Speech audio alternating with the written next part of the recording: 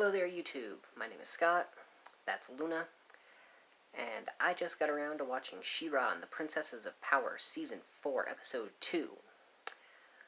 So, Glimmer's first mission of sorts as queen was to send Adora and Bo and Huntara and Princess Perfuma to the Crimson Waste to find Mara's ship.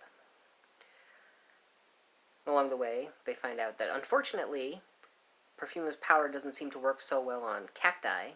You know, kind of an important thing to know in the desert. And the Horde has already stolen the ship. Somehow they had the same idea, at the exact same time. A little bit convenient. They track the Horde to the Valley of the Lost, which is where Huntara lived when she lived in the Waste, and seems quite similar to Mos Eisley. I mean, just looking at it, it looks like a wretched hive of scum and villainy. And plus, there are Horde soldiers walking around all over the place like stormtroopers. They attempt to find the ship by looking for someone that Huntara knows, who winds up selling them out to the Horde. Great. But Bo manages to get a hold of a Horde badge and be able to track the rest of the soldiers to find the ship. And they do manage to find the ship.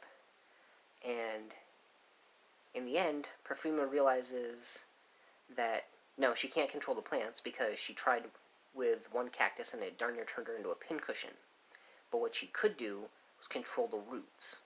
So while She-Ra is off fighting Catra, yet again, but keeping her distracted, Perfuma used the roots to lift the ship up out of the valley and to the desert floor, as it were. And there's some nice bonding moments with Huntara, who, decided to stay and reclaim the waste, in the name of the rebellion, of course. But then there was a very interesting little wrinkle. Catra and Scorpia happened to come across a creature named Double Trouble. And Double Trouble is a shapeshifter. And she was actually the one that She-Ra was fighting with. And of course, She-Ra didn't notice. But this is going to end up pretty bad. But I do want to say one thing. I should have said this at the end of the last episode. I'm just guessing this season,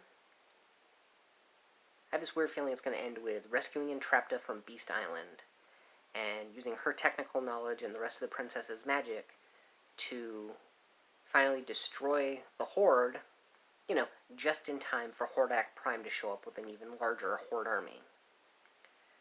And I'm putting it on a video, so, hold me to it, okay? So you can look back and see whether or not I was right or wrong. Meanwhile, I'm going to move on to Episode 3. See you next time.